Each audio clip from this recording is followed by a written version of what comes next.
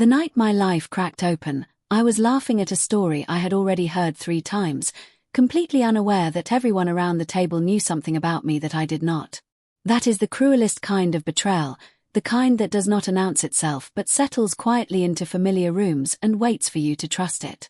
Before that night, my life felt ordinary in the best possible way, steady and warm and unremarkable enough that I never thought to question it, because nothing in it ever demanded suspicion.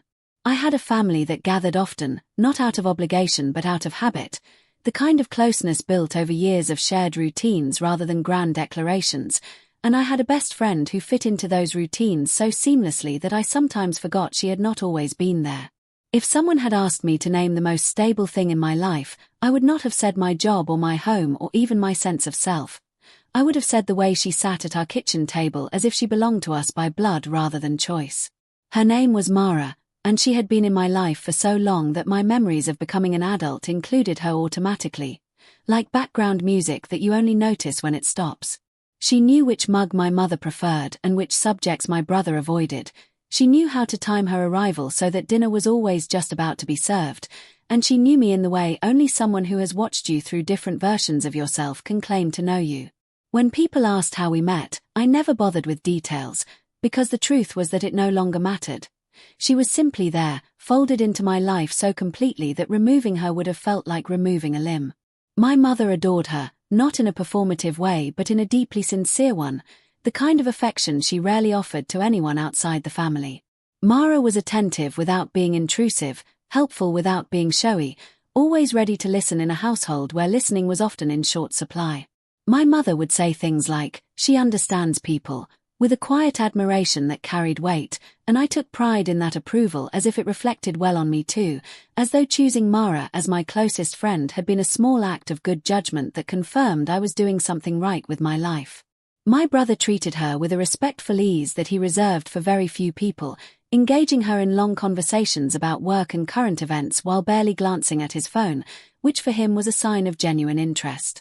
Watching them talk never bothered me, because there was nothing in it that felt inappropriate or exclusionary, only a shared intelligence that I assumed was another extension of the trust we all shared.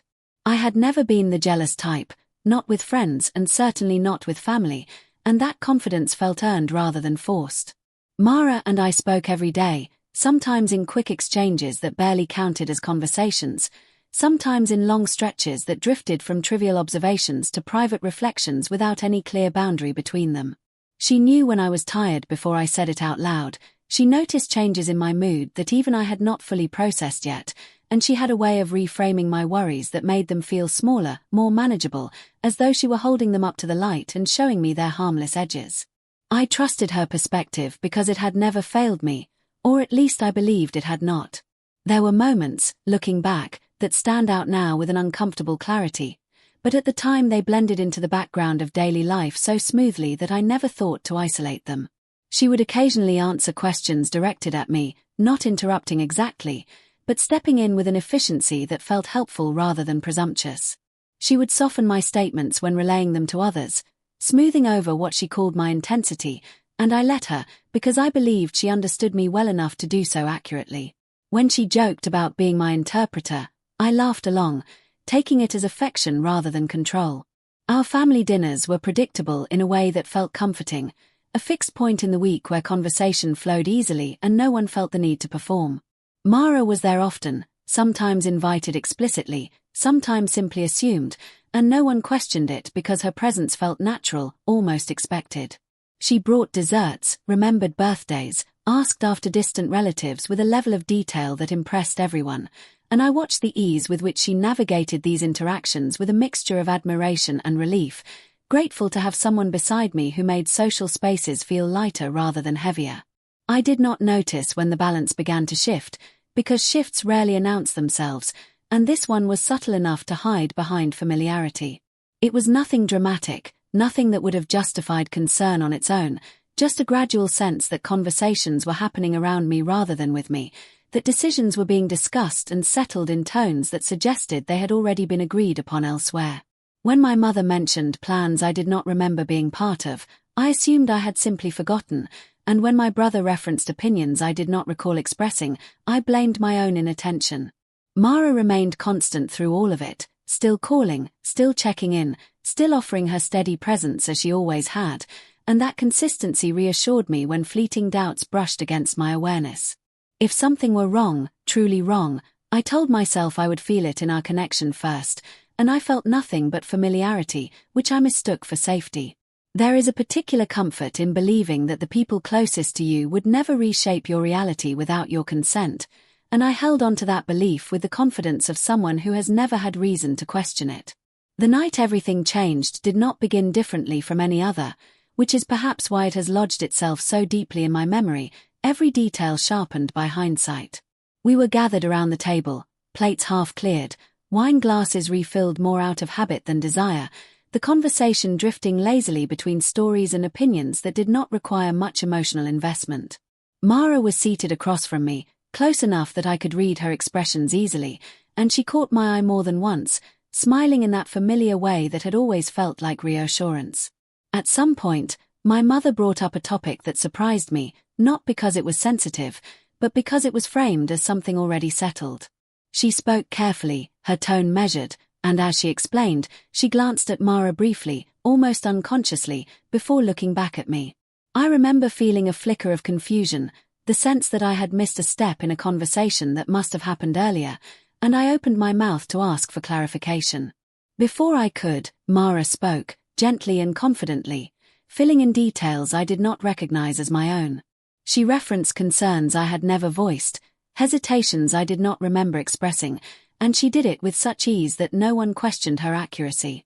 My mother nodded along, relieved. My brother listened with a seriousness that suggested he was taking this information to heart, and I sat there, suddenly unsure of myself in a way I had never experienced before. I laughed, reflexively, assuming there had been some misunderstanding that could be cleared up with a simple correction. But the sound felt wrong as it left me, thin and out of place. When I tried to speak, the conversation had already moved on. My moment passed without acknowledgement, and the sense of unease settled more firmly in my chest. It was not panic, not yet, just a quiet awareness that something about the dynamic I trusted had shifted without my consent. As the evening wound down and chairs were pushed back, I watched the easy familiarity between my family and Mara with a new, unwelcome attention, noticing how often they turned to her for confirmation, how readily they accepted her interpretations, and how little they seemed to look to me for input. No one was unkind, no one raised their voice or accused me of anything, and yet I felt strangely diminished, as though I had become a secondary source in my own life. When Mara hugged me goodbye that night, her arms felt the same as they always had, warm and familiar, and she told me to call her later, her voice soft with concern. I promised I would, still smiling, still playing my role, because I did not yet understand that something fundamental had already been taken from me. I went home believing that whatever discomfort I felt was temporary, a simple misalignment that could be corrected with conversation and time. I did not know then that this was the last night I would move through my life without suspicion, the final moment before trust began to erode in ways I could not yet name. I only knew that as I lay in bed replaying fragments of the evening, a single thought kept returning, quiet but persistent, asking a question I had never had to ask before. When did someone else become the authority on who I was? I woke the next morning with the vague discomfort of a dream I could not quite remember, the kind that leaves a residue rather than a narrative, and for a few minutes I lay still, staring at the ceiling, trying to convince myself that the unease from the night before had already begun to fade. My life had always returned to its shape quickly after moments of awkwardness or misunderstanding, and I expected this to be no different, a brief emotional ripple that would smooth itself out once everyone resumed their familiar roles. It did not occur to me yet that the shape itself had already changed. The first sign came in silence. I sent my usual message to my mother, a short check-in that rarely required more than a brief response, and hours passed without reply.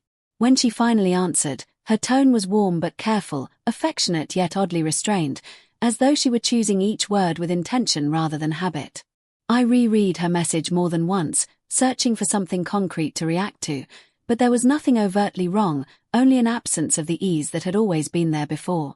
At work, I noticed the same subtle dissonance, a feeling that conversations ended a beat too soon when I approached, that colleagues who once lingered now excused themselves more quickly, their politeness intact but their warmth reduced.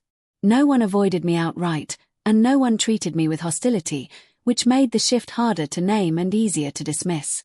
I told myself I was imagining it, that stress or fatigue had sharpened my perception into something unreliable, and I resolved to be more present, more attentive, as though the responsibility for restoring balance lay with me. Mara called that afternoon, her voice bright and familiar, and for a moment the sound of it grounded me, reminding me of how long and deeply our connection had been established. She asked how I was feeling after the family dinner, her concern perfectly calibrated, and I admitted that I had felt slightly off, unsure why. She listened carefully, offering sympathetic murmurs at the right moments, and then gently reframed my discomfort as exhaustion, as the natural result of being stretched thin lately, a conclusion that felt plausible enough to accept without resistance. She mentioned, almost in passing, that my mother had seemed worried about me, that she had asked Mara whether I was overwhelmed, whether I was managing everything well.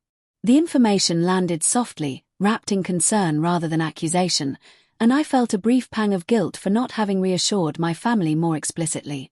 When Mara said she had told my mother not to worry, that I simply needed space to process things in my own way, I thanked her, grateful for what I perceived as her support.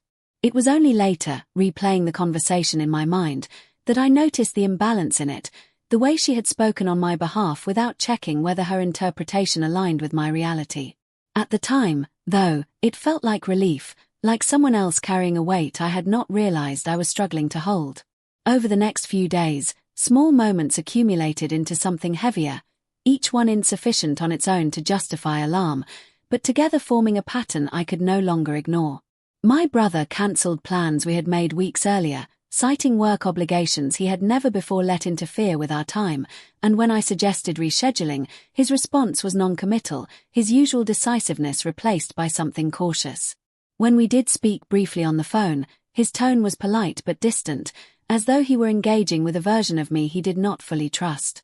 I asked him directly if something was wrong, framing the question lightly to avoid sounding defensive, and he hesitated just long enough to register before assuring me that everything was fine.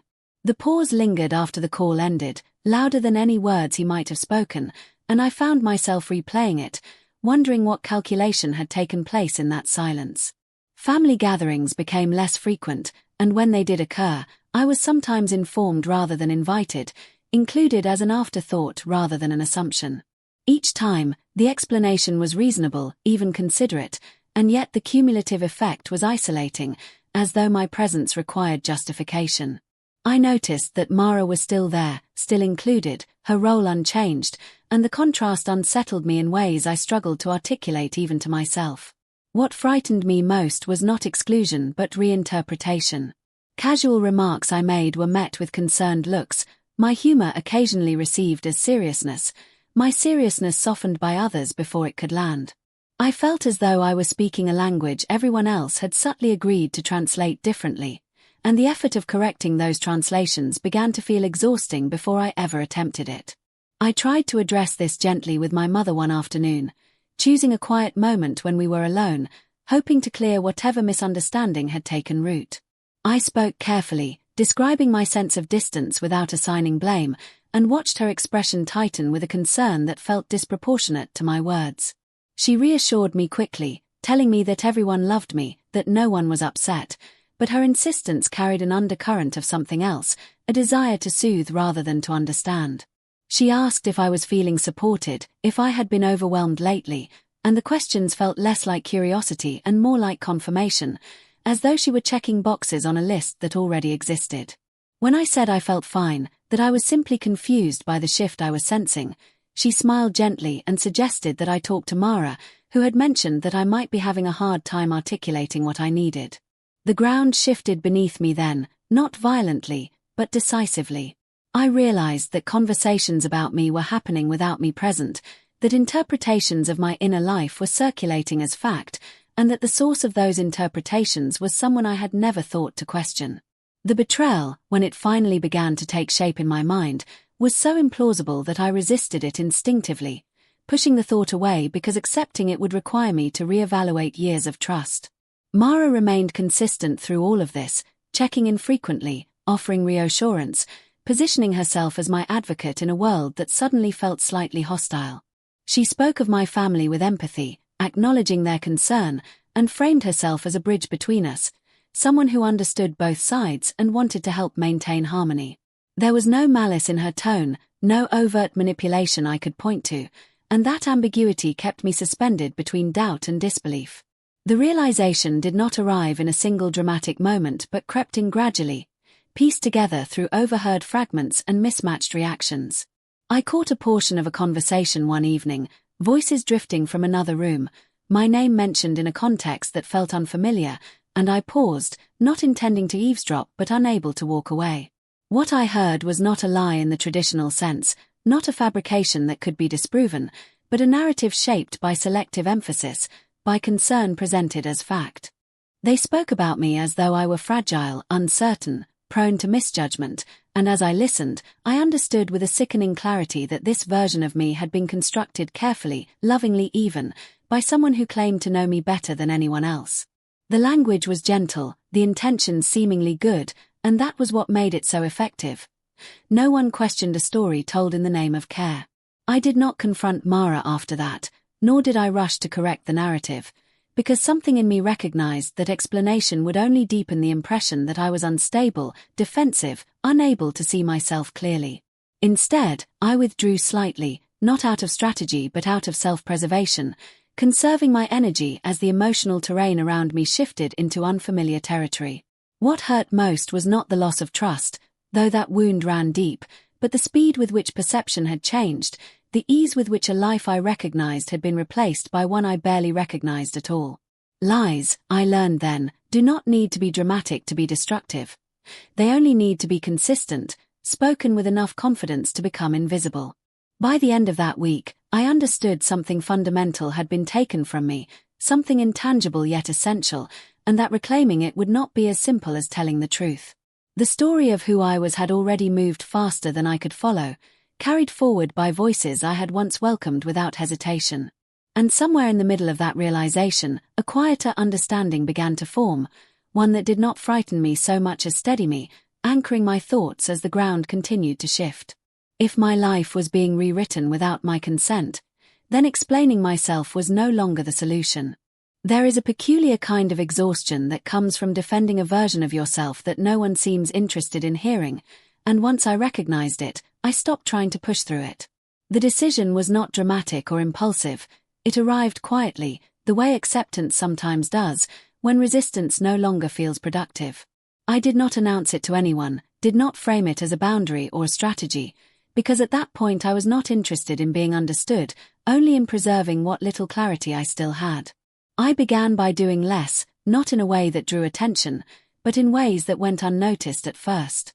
I spoke when addressed and remained silent when I was not, allowing conversations to unfold without my intervention, resisting the impulse to correct assumptions that drifted past me like familiar ghosts. Each time I let a misunderstanding sit unchallenged, I felt a brief flare of discomfort followed by an unexpected calm, as though I were reclaiming a small piece of myself by choosing restraint over performance. Mara noticed the change before anyone else, which did not surprise me. She asked if I was feeling distant, her concern carefully calibrated, and I told her I was simply tired, a truth broad enough to hold everything I did not want to say.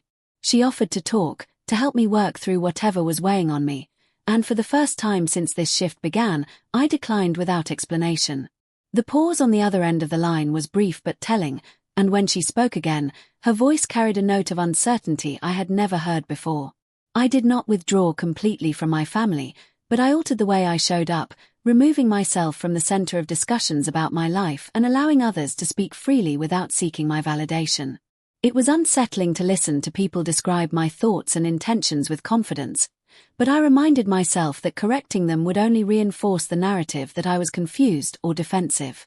Instead, I observed, taking in not just what was said, but who said it, who deferred, and who seemed most invested in maintaining the version of events that cast me as someone in need of guidance. What emerged slowly was a clearer understanding of the dynamics at play, not through investigation or confrontation, but through attention. Mara had positioned herself as an interpreter, a role that thrived on proximity and access, and as I reduced both, the structure she had built around herself began to strain. She reached out more frequently, asking questions that felt less like concern and more like attempts to re-establish context, and I answered politely but minimally, offering no new material to shape or share. I noticed how often she spoke for others as well, filling silences with explanations, smoothing over disagreements before they could surface, and reframing reactions in ways that preserved her centrality. It became clear that her influence did not come from deception so much as from accumulation, the gradual gathering of trust that allowed her to define situations without being challenged. Without my participation, those definitions began to feel incomplete, and the gaps they left behind drew attention. My mother, too, seemed unsettled by my change in demeanor, asking whether she had done something to upset me, her concern genuine but tinged with confusion. I reassured her calmly, resisting the urge to revisit old ground, and our conversations shifted into safer territory, focusing on shared memories and neutral topics. The absence of tension where it was expected created its own quiet disruption, and I sensed her recalibrating, uncertain how to engage with a daughter who no longer performed vulnerability on cue. My brother watched more than he spoke, his distance no longer framed as concern but as assessment, and I recognized in his silence the beginning of doubt, not about me, but about the narrative he had accepted so readily. We exchanged a few measured conversations, free of emotional weight, and in those moments I felt the faint but unmistakable pull of something real, a connection no longer filtered through anyone else's interpretation. The most difficult part of this shift was resisting the urge to justify myself, to fill the spaces my silence created with explanations that might restore balance more quickly. I had been raised to value clarity and openness, to believe that misunderstandings were best resolved through communication, and choosing not to engage felt at first like a betrayal of my own principles. Over time, though, I began to understand that clarity offered to those committed to misunderstanding is not a gift but a resource, one that can be misused as easily as it can be shared. Mara's behavior grew more erratic in subtle ways, her messages oscillating between warmth and concern, her presence at family gatherings more pronounced, as though she were compensating for something she could not quite name. She spoke often of wanting everyone to feel comfortable, to avoid unnecessary conflict, and I watched as her efforts to manage the emotional landscape became more visible, the seams of her influence no longer hidden by my quiet compliance. I did not take pleasure in this unraveling, nor did I feel vindicated by it. Instead, I experienced a steadying sense of resolve, a recognition that whatever was happening now was beyond my control in the best possible way. By stepping back, I had removed myself from a system that depended on my participation to function smoothly, and without that stabilizing element, its internal inconsistencies began to surface on their own. There were moments when doubt crept back in, when I wondered whether my withdrawal was being interpreted as confirmation of the very things being said about me. But those moments passed more quickly than they once would have. I reminded myself that I could not control perception, only my response to it, and that integrity sometimes required enduring misunderstanding rather than correcting it prematurely. As days turned into weeks, the atmosphere within my family shifted again, not toward resolution, but toward uncertainty. Conversations hesitated, assumptions were questioned, and the ease with which Mara once navigated these spaces diminished, replaced by a carefulness that suggested she was no longer certain of her footing. I remained present but peripheral, allowing others to recalibrate without my interference, trusting that truth, when left alone, has a way of asserting itself. It was during this period of quiet observation that I understood something essential about the nature of the betrayal I had experienced. It was not driven by malice or jealousy, at least not in any simple sense, but by a need, a compulsion to be central, to be the connective tissue that held everything together. Without that role, Mara seemed diminished, and the realization that her sense of self depended so heavily on controlling narratives was both sobering and clarifying. By the time I fully grasped this, the need to confront her had evaporated entirely. There was nothing to gain from exposing her intentions, because the consequences of her behavior were already unfolding, shaped not by my actions but by her inability to relinquish control. The revenge, if it could be called that, lay not in retaliation but in absence, in the deliberate choice to stop offering myself as material for someone else's version of reality. I did not know how this would end, nor did I try to predict it, because for the first time since this began, I was no longer living in reaction to forces I did not understand. I had stepped out of the story being told about me and into a quieter, truer one of my own making, content to let the rest reveal itself in time. Once I stopped explaining myself, the pace of everything changed, not dramatically, but perceptibly, as though the air in the room had shifted and everyone was adjusting their breathing without quite knowing why. Silence, I learned, has a weight of its own, and when it replaces constant clarification, it forces others to fill the space with their own observations rather than borrowed interpretations. I remained present, attentive, and composed, and that steadiness, unaccompanied by self-defense, began to unsettle the balance that had once worked so smoothly. Mara's role grew more visible in my absence from the center, not because she behaved outrageously, but because she behaved consistently, offering interpretations where none were asked for, anticipating reactions before they occurred, and smoothing over emotional edges that no longer needed smoothing. In the past, this had been received as thoughtfulness, a talent for emotional intelligence that everyone admired. But without my quiet cooperation, the pattern stood out in sharper relief. People began to notice how often she redirected conversations, how readily she spoke on behalf of others, and how confidently she framed situations as though she were uniquely qualified to do so. The shift was subtle at first, manifesting in brief pauses where there had once been agreement, in exchanged glances that carried questions rather than confirmation. I watched from the periphery as my family recalibrated, their trust no longer automatic but cautiously selective, and I resisted the temptation to step in, to reassure them, to smooth the transition in the way I once would have. This was not my work to do, and recognizing that freed me from a responsibility I had never consciously accepted. My mother was the first to voice her uncertainty, though she did so obliquely, asking Mara one afternoon whether she ever felt overwhelmed by being so involved in everyone else's concerns. The question was gentle, framed as care rather than critique, but it landed with a visible impact, and I saw Mara hesitate before responding, her confidence faltering just enough to be noticed. She laughed it off, insisting she did not mind, that she simply wanted to help, but the ease with which she had once answered such questions was gone. My brother's shift was quieter but more decisive.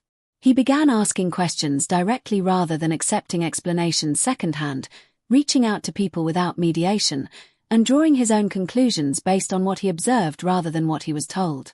When he spoke to me, our conversations were measured but sincere, free of the cautious concern that had characterized them before, and I sensed his growing discomfort with a narrative he had previously accepted without question. Mara responded to these changes with increased effort, inserting herself more frequently into discussions, offering context where none was requested, and emphasizing her intentions whenever the opportunity arose. She spoke often of wanting to avoid misunderstandings, of keeping everyone aligned, and while her words remained kind, there was an undercurrent of urgency in them, a sense that she was trying to stabilize something that was slipping beyond her control. The more she tried to manage perception, the more apparent her need to do so became. The family gathering that marked the turning point was unremarkable in every way except one. We were together in a familiar setting, the kind that usually encouraged ease, and the conversation drifted naturally, touching on shared memories and current concerns without any clear agenda. I sat quietly, participating when invited, observing more than speaking, and I noticed how often Mara's contributions arrived a moment too soon, cutting off natural pauses that might have allowed others to speak for themselves. At one point, a minor disagreement arose between two relatives, nothing significant, just a difference in recollection, and before either could resolve it, Mara stepped in, offering her version of events with confident authority.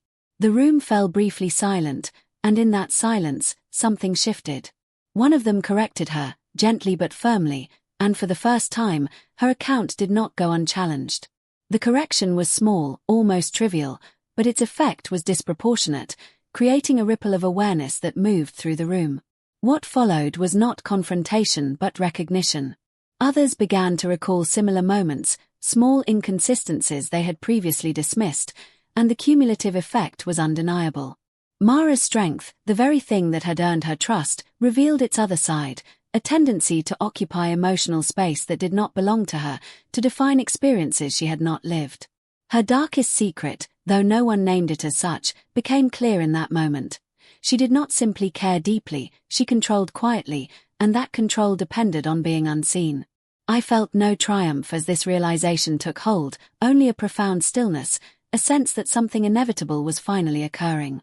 Mara sensed it too, her composure tightening as she attempted to regain footing, but the effort only underscored the shift that had already happened. The room no longer deferred to her, no longer sought her confirmation, and without that reinforcement, her influence diminished rapidly. In the days that followed, the change solidified.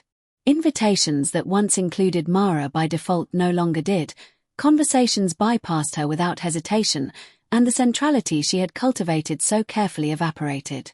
No one accused her, no one demanded explanations, and in that quiet withdrawal of trust lay the full weight of the consequence she had never anticipated.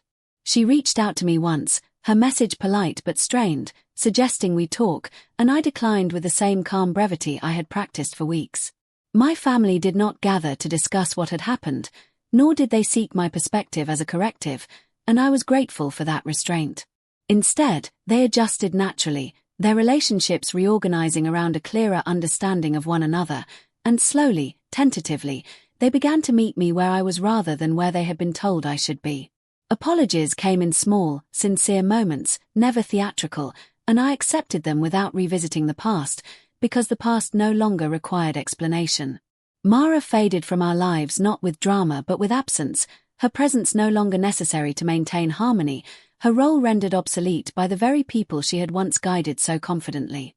I did not watch her fall, because there was no fall to witness, only a quiet removal from spaces she could no longer control. The revenge, if it deserved the name, was complete in that absence, carried out not by me, but by the natural consequence of her own need to be central. By the time I understood that nothing more would be asked of me, that no confrontation was coming, no final reckoning required, I felt something loosen inside me, a tension I had not realized I was still holding. Silence had done what explanation never could, revealing the truth without spectacle, allowing it to settle into place with a finality that left no room for doubt. When everything finally settled, it did not feel like relief so much as clarity, the kind that arrives quietly and stays, reshaping your sense of balance without demanding acknowledgement.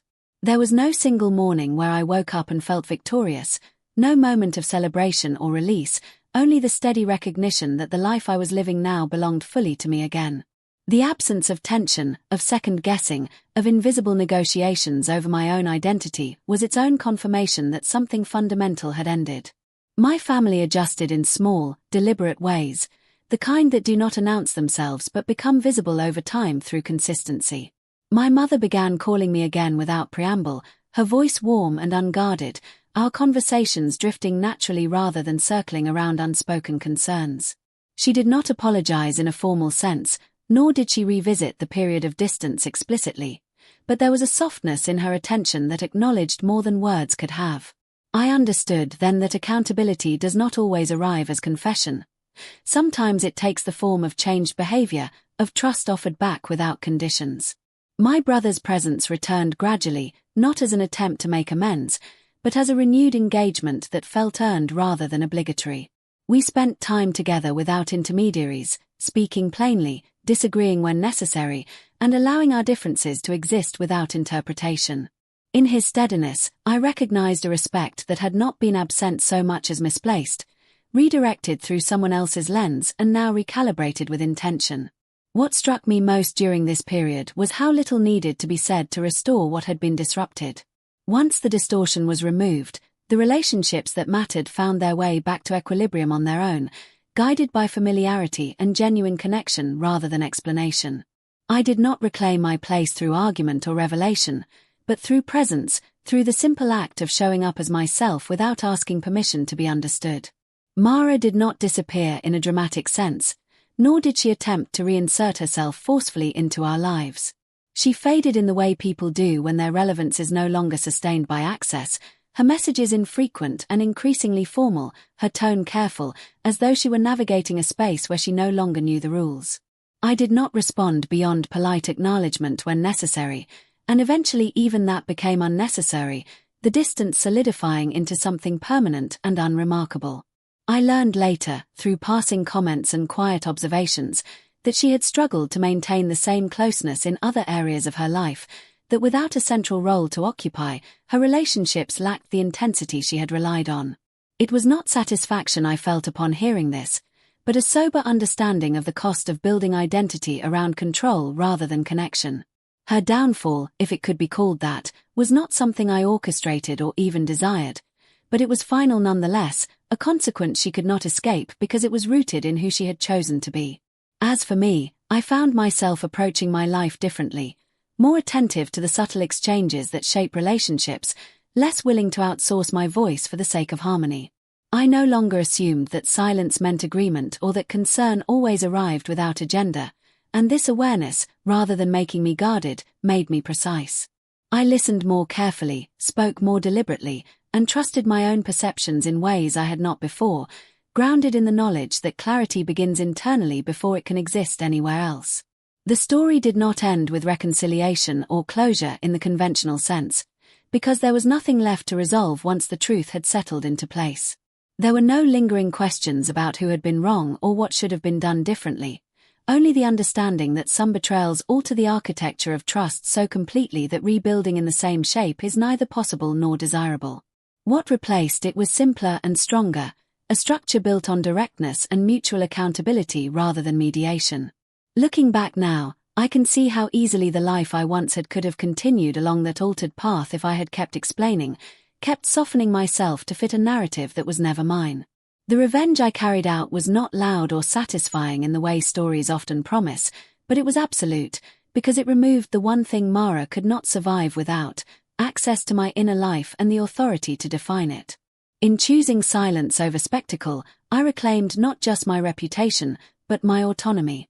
There is a particular peace that comes from knowing someone can no longer reach you, not because you have blocked them, but because you have become irrelevant to the role they once needed you to play. My life now moves forward without her shadow, without the subtle pressure to be interpreted or managed, and that freedom, earned through restraint rather than force, is the truest ending I could have hoped for. The lies that once threatened to dismantle my sense of self dissolved not through exposure, but through irrelevance, and in their place remains a clarity that no one else can rewrite. That is how the story ends, not with confrontation or triumph, but with ownership, quiet, complete, and irreversible.